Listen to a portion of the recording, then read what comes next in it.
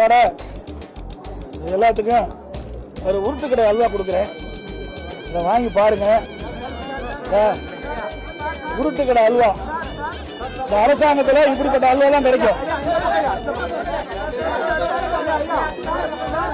இந்த தீபாவளி வருதுல்ல, இந்த தீபாவளி வருகின்ற பொழுது 2021ஆம் ஆண்டு இன்றைய முதலமைச்சர் எதிர்கட்சி தலைவராக இருக்கின்ற பொழுது திமுக தலைவர் அவர் சுமார் 525 அறிவிப்புகள் வெளியிட்டார்.